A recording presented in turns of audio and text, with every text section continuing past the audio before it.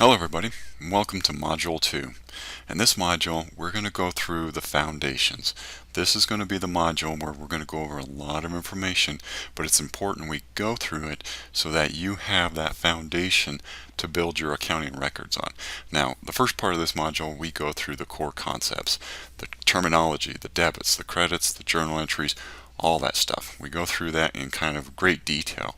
Then from there, what we're going to do is we're going to look at the balance sheet, the income statement, and the cash flow. And we're going to get an idea how those statements interact with one another. And then we're going to look at how transactions flow through and how they affect each of those statements. Now again, the reason why we're doing this is we're building the strong foundation with your accounting knowledge. And this module is key to the rest of the modules here, because from here into module 3 we're going to start building on top of that and start producing the ratios, the KPIs, the key performance indicators, and we're going to get it so that your foundation is so secure that when you look at the information and you start putting into the ratios and start analyzing it, you have more confidence. Because in order to analyze the information of your accounting records, you need to make sure the data is accurate and correct. You can't make an informed decision on your financials and on your business's future without accurate and complete information. So that is what's key. And there's going to be a lot of stuff that's going to be coming at you in this module. So please, if your head starts to swim, hit the pause button. Take a break, rewind, come back. Accounting has been around for hundreds and hundreds of years. The core concept of counting is not going to change, so take your time. Again, it may be a lot of information all at once, so just go ahead and take it in small chunks. And from there, what we're going to do is we're building those foundations.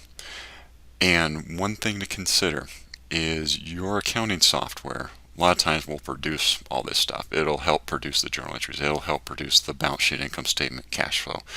But what we're going to do with this is we're going to get it so that you can quickly identify the bigger errors.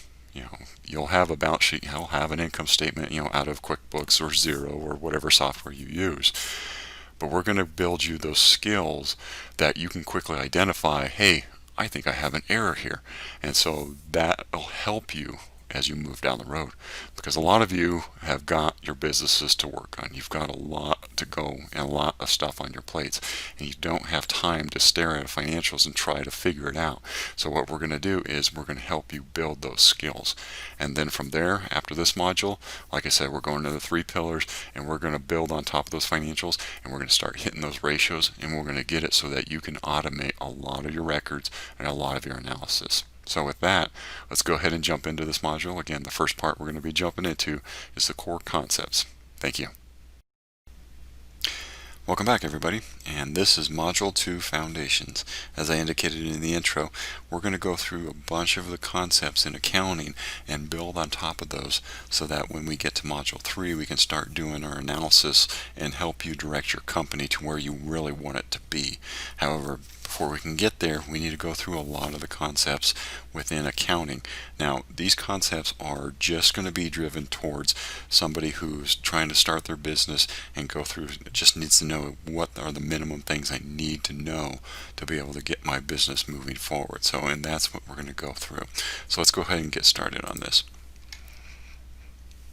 So, Session 1, Concepts.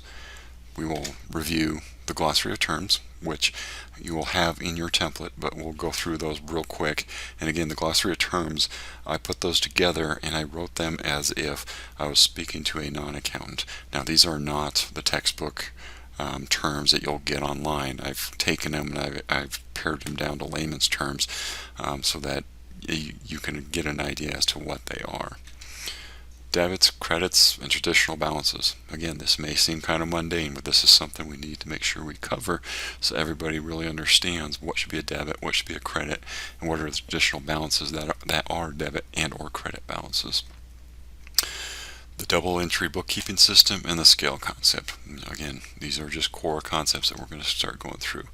Cash versus accrual. Now this is going to be a very big one that we're going to go through, and it's important that you understand both of them and you understand what concept or what basis of accounting you should always use. And then We'll go through income and expenses. What is an income? What is an expense? Journal entries. What type of journal entries are out there? When should you use it? And then, of course, the closing out of the books. We'll go through that process. So, first item, glossary of terms. Again, as I indicated, these are written for non-accountants. These are not all-encompassing. However, this glossary will go over a lot of the common terms you will hear, but what those common terms mean in a layman's perspective. So let's go ahead and just jump in real quick and take a look at the glossary. So here we have the glossary of terms. And again, like I said, this is not textbook terms. So if you look these up online, there'll be some big, huge explanation for every single one of these. But I tried to put it into more layman's terms as you go through. And again, it goes through all the different process, the different terms that you're going to hear as you go through an accounting process. Now, some of these terms may be foreign to you, like additional paid-in capital. Sometimes it's called APIC. That's going to be unique to corporations, but you may hear that term, and I wanted to make sure that you're exposed to it. Not all these terms are going to come up, but one term that for sure is going to come up, no matter what you do, whether you sell a product or you sell a service, is cost of goods sold, or sometimes called cost of sales. Some people use these interchangeably. It means the same thing, so if you ever hear cost of goods sold or cost of sales, it's really the same thing. What this really is how much does it cost to provide that service? How much does it cost to build that widget? And so this is one of the most important terms and concepts to fully understand. And again, in Module 3, we're going to go through this in more depth and more detail. But I wanted to just bring this out and highlight this in this glossary of terms is within the cost of goods sold, cost of goods sold are traditionally made up of direct materials, direct labor, and overhead. Now, as you see here in this glossary, we say if you sell a product, it's absolutely critical that you have an accurate cost of goods sold. Without an accurate number calculation, you'll never be able to make money, and that is absolutely true.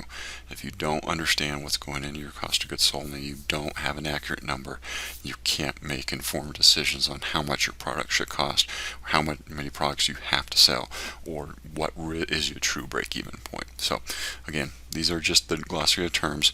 Peruse them at your leisure, but I just want to kind of highlight those real quick. Now we're going to go into debits and credits. Now, debits and credits are the core item of accounting. Accounting has been around for eons, and debits and credits have been really what they've been driven off of. The best way to think of a debit is it's always going to be on the left side of a journal entry. Credits are always going to be on the right side of the entry. Now, accounts that traditionally have debit balances are your asset accounts and your expense accounts. Accounts that traditionally have credit balances are your liabilities, your equity, and your revenue. Now, it's important to keep these kind of general concepts in your mind, because when we start going through the actual core statements, we're going to start putting in reversed entries or bad accounts. And so it's important you understand this concept, because when you look at your balance sheet, and let's say you have an asset, let's just say it's prepaids, and it's showing up as a credit balance. Well, based on this information, assets should always have a debit balance. So if you have an asset account that has a balance that's not what it traditionally should have, that immediately focuses your attention on there may be an error here. I might have posted an entry backwards, or there may be something that's supposed to be income that somehow went to an asset account, or what have you. So that's why we want to make sure you have just this understanding of this, because when you're going through and you're looking at your financials real quick, if you can identify, hey, all my assets need to be debit balances, why is this credit balance sitting here? Or all my liabilities should have credit balances, why is there a debit balance here? That'll help you identify errors that are kind of on the surface and make it easier to fix them as you go down the road. Double entry bookkeeping. Now, this is really the genesis of the whole accounting industry and the whole accounting in general. This takes into account your debits and credits, and it goes into the actual system. Now, the foundation of double entry bookkeeping actually goes back hundreds and hundreds of years. As far as we can tell, we've been in the academia world, it goes back probably to 1400s. The beauty of the system is for every debits and every credit, you should have a corresponding debit or credit. So in other words, so every time you post a dollar amount into a debit balance, so let's say it's $1,000, you should have corresponding credits equal to that $1,000 so that your entry balances. And that's where the term double entry bookkeeping comes from, is to get that to balance is you have, for every debit you put in, you should have an equal credit, or vice versa. Every credit you put in, you should have an equaling debit. And so that's the beauty of the double entry bookkeeping system. Now, important thing to keep in mind, anytime you post a journal entry, always check the account balances immediately after you're posting. I can't tell you how many times when I did my public accounting and I was an auditor, where I came across an account that the balance was completely out of whack. Go back to our debit and credits, what should be a debit, what should be a credit. If the client had taken the time to go back and look and see, hey, this account balance is, it's an asset account, but it's showing up as a credit balance. If they had just gone and looked at the journal entry they posted, they would have saw, hey, I posted this entry backwards. And again, that's something that is extremely easy to do within the accounting software. No matter what accounting software you have, it is very easy to book an entry backwards. You, like most people, especially small business owners, you're probably doing your accounting at 10, 11 o'clock at night, or on the weekends. So you're tired from your day, you've been working all day, you've been selling your product, and now you got to go through and get all your accounting done. It's very, very easy to post a journal entry backwards. And so that's why I always say is, if you're posting a journal entry, make sure you go and look at those account balances after the entry is posted to see, does that make sense? Is that what I'm wanting the account to look like? And so you just take that quick little step, and you will save yourself a lot of headache, because like I said, we're all human and we all make mistakes. Now, another way to think about accounting is a scale concept. So a scale concept, again, we go back to the debits on the left and the credits on the right. So you always want to make sure they equal. You can have one debit and then you can have 5 credits. As long as those 5 credits dollar amount equals that one debit amount, our journal entry is going to balance. And so let's take a look at kind of visually how that looks. So with our scale concept, let's think about this. You have your debits, you have your credits. You input your journal entry. Let's say you've got 3 debits. Brings that scale down. You put in 1 credit. Theoretically, you could make it balance with 3 debits and 1 credit, as long as the dollar amounts of those two equal one another. So again, you could have $100 on this side and 50 and 50 on this side, so it balances. So that's the beauty of a scale concept, is always think about, if I know what my debit is, I know it's going to do this. I know I need to have a credit of 1 or many to equal the amount of that debit. So that's what you always want to think about on your scale concept within your accounting records. Now, 2 important things. With a lot of softwares out there, when you input, let's say, an invoice, your sales invoice or you purchase invoice, whichever way, but let's say a sales invoice. When you input that into your software, a lot of times it says, okay, great, you have a sale. Well, what it's doing in the background is it's doing the scale for you. It's saying, okay, you had revenue, so we're going to put that credit in there, and you have either receivable or cash. So we'll put the debit in, and it balances.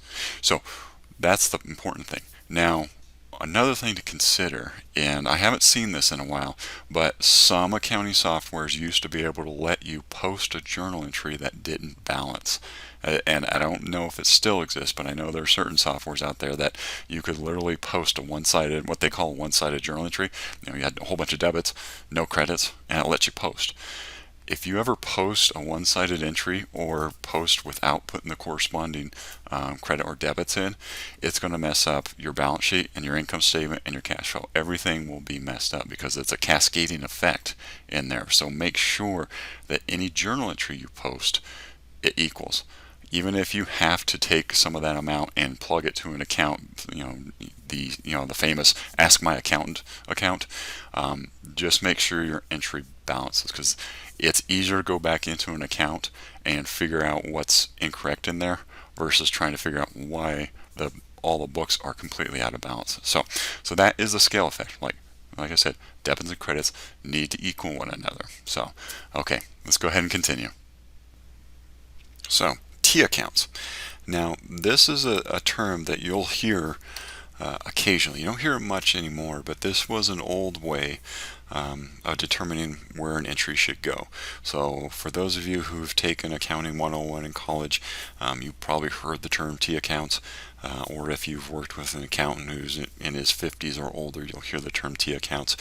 You traditionally don't hear it too much with the younger accountants nowadays, but I just wanted to throw this out there so you understand. If you do hear the term T accounts, a lot of times the way you'll hear it in the context is, well, just put that in a T account and we'll figure out where the entry goes. I just wanted to quickly expose you to that.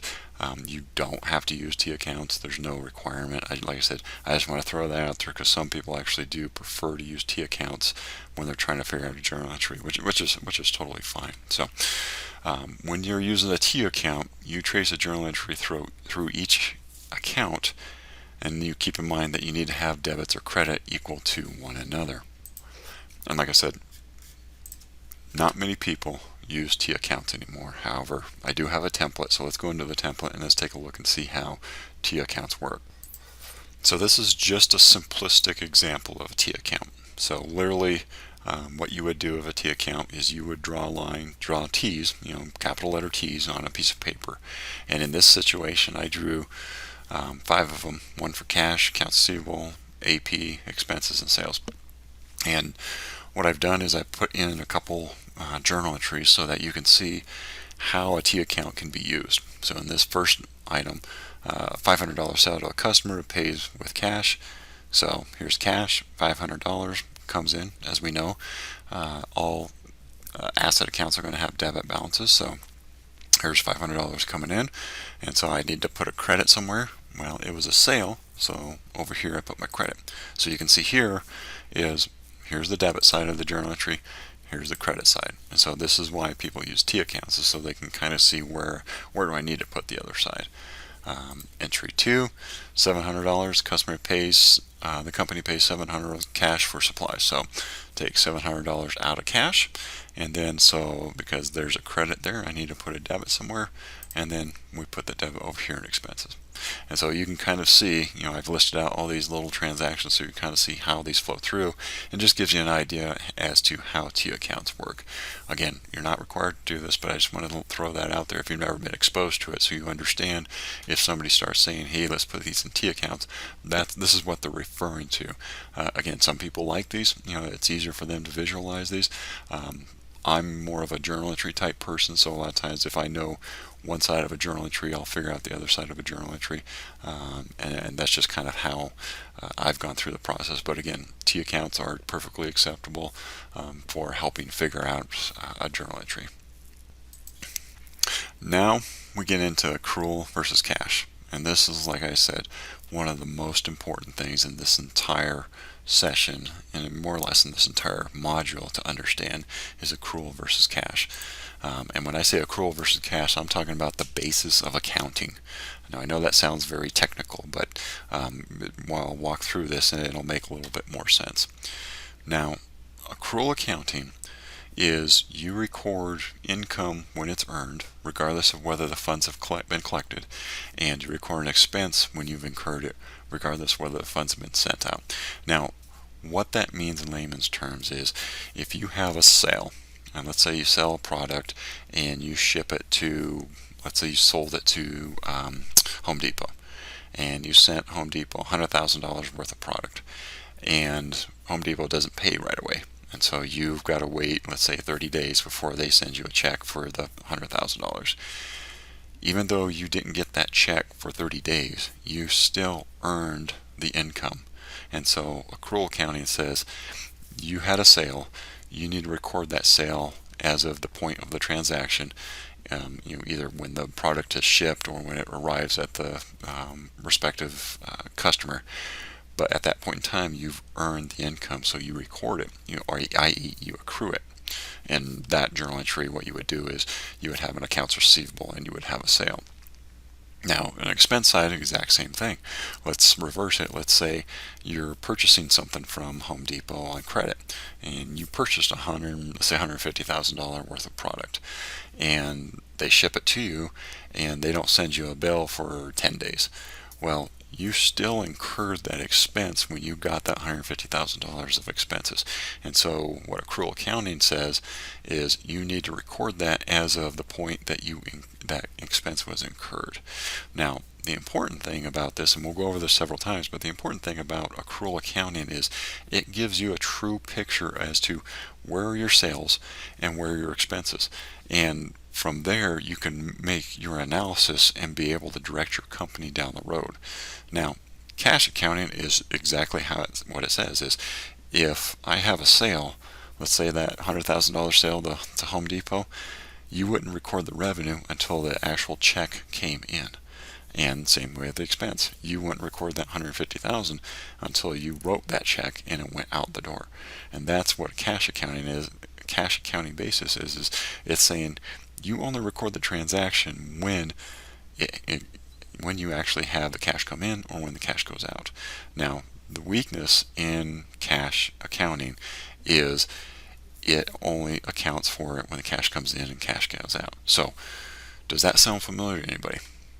Well, most tax returns are done on a cash basis.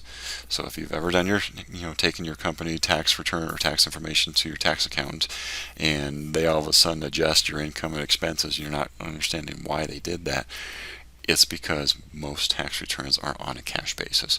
Now, there are certain rules, and of course the IRS has got a bazillion rules out there, but one of the rules is if you have $10 million in gross receipts, and I believe the rule is still over a 3-year period, then you have to be on the accrual basis of accounting. But until that point in time, you're on the cash basis. But most tax returns are on a cash basis. You really should never keep your books on a cash basis. Your tax accountant can do what's called an accrual to cash adjustment. So in other words, you keep your books on accrual. They can do adjustments within their software to transpose from accrual to cash basis. But you never want to keep your books on cash basis because the only way you can properly analyze your company is on the accrual basis of accounting. And again, we'll go through this more when we start getting to the statements, but I want to start getting you exposed to this concept. Now, I know some of you right now are probably banging your head on the table thinking, wow, there is a lot of information here. Like I said in the intro, if you start getting to this point, you start banging your head on the table, take a step back, pause the presentation, rewind it back, and go back through it again. Again, these concepts are very important so you understand. Some of them may seem very, very mundane and very basic, but we need to make sure that we're all on the same page and we understand these as we go. Because keep in mind, a lot of the accounting software does all these debits and credits for us, and you can click on a button, say cash or accrual basis, but we need to be able to understand how that's flowing through and how that impacts our software. So again, if you got your head banging on the table right now, pause this presentation, go back, rewind, and go watch it again. Again, like most business owners, you're probably doing your accounting on your books late at night or on the weekend. So please take the time to kind of take a break if you need to. Okay, so we're not saving any lives with this accounting. So the next item, income. Again, what is income? And again, this goes back to the whole concept that we just talked about on accrual and cash. Have you earned the income? So an income is something you've earned. So you've provided a service, you've provided a product. Whether or not you've billed it is another item. Billing is a cash collection item. But if you've delivered or you performed the service, you've earned that income. So perfect example is I have a pest guy that comes around my house every other month and sprays for spiders. We have a whole bunch of spiders in our house, and so he sprays for spiders. Well, when he comes and he sprays around the house, that little spider killer stuff, he's earned the income at that point in time. Even though he doesn't usually send me a bill for 10 to 15 days, he's technically earned it. So that's what this is considering. Is this concept is saying, have you earned it? Have you performed the service for your customer? Now, common items inappropriately booked as income. Now, these are items I've came across in my 20 years in public accounting, and so when you start seeing this list, if you have one of these things, go back and look at your books and make sure you adjust them accordingly. Now, the first item, and this is usually the biggest item, loan proceeds. I can't tell you how many times I've seen where a business took out a loan, let's say $100,000, and they got the cash, so they properly debited cash, but the credit side they ended up putting into income. Well, that skews everything, all over the place. It makes your net income look way too high. It makes it look like you have too much, overall gross income, so on and so forth. So when you take out a loan, the credit side always goes to a debt account, a liability account. That's not income. So we just want to make sure you understand that. Capital contributions. Now this can be selling stock if you're an S corp, or this is a member contribution for partners, or it could be a capital call. Sometimes you get to year 3, 4 in a partnership, and you realize, hey, if we want to really purchase this building or this other business, we need to do a capital call, i.e., us as partners need to put in more money. Capital contributions is an equity account. It is not an income account. So again, even though it's a credit balance, that sometimes gets put into income. Sale of equipment. Now this is kind of one of those weird things that when you have fixed assets with your company and you go through and you end up getting to a point 5 years down the road and you want to sell it because you're going to go buy a new, say, truck. The proceeds you get on that sale are not income. The only thing that's really income is the difference between what you got for it and what its value was. So let's say you have a truck and it has a net book value, after it's been depreciated, it has a net book value of $1,000. And let's say you happen to sell that truck for $1,000. Well, even though you got $1,000 cash, you have no gain or loss because your value and what you got were equal to one another, so there would be no income effect. The only time you'd have income is if that truck is worth $1,000 and you sold it for, let's say, $11,000. So you have a $10,000 gain. That'd be the only time you would hit income. So again, just getting the proceeds in for selling a piece of equipment is not income in and of itself. And insurance proceeds. Now, this depends on what type of insurance it is. So if you have life insurance, that's usually not taxable. That's usually not considered income from a tax basis. And so a lot of times on our book basis, we kind of follow the same rules on that. Now you could get, let's say you had storm damage to your roof and you got insurance proceeds to fix the roof. Well, you probably would offset those proceeds against the expenses, so you wouldn't have income. So that's one of those things. If you do get insurance proceeds in, understand what's the underlying item that was being insured for, and should it be recorded as income. So that's kind of something important to keep in mind. Now we're on to expenses. And again, expenses, it's very similar to the income side as we go through this. Is what is an expense? Well, again, back to our accrual basis of accounting. When you've incurred an expense for a service or product that you've received, regardless of whether you've been billed. So back to my bug spraying guy. When he comes and he sprays my house, I've incurred an expense, even though he hasn't billed me. He won't bill me for another 10-15 days. I've incurred an expense that because I received that service. Now, even in expenses, there's certain items that get inappropriately booked as expenses, and those items are dividends and distributions. So whether you're a corporation, which you have dividends, or you're a partnership, you'll have distributions. All that is an adjustment to equity. It is not an expense. Even though those are debits, that's not an expense. So keep that in mind as you go through. And if you do any kind of distributions, that's not an expense. That's just more or less a return on capital. Loan payments. Now, unless you work in the government world, because governmental accounting is completely different. We're not going to get into that, but loan payments for the real world is not an expense. When you make a payment on your loan, so if you have a $90,000 mortgage on a building, that loan payment or mortgage payment that you make, that is just a reduction in the actual mortgage itself. Now, there'll be an interest expense aspect to that payment, but the actual main payment that hits the principal, that's just going to be reducing the debt. That's not an expense. And fixed assets above your capitalization policy. So first, let's take a look at capitalization policy.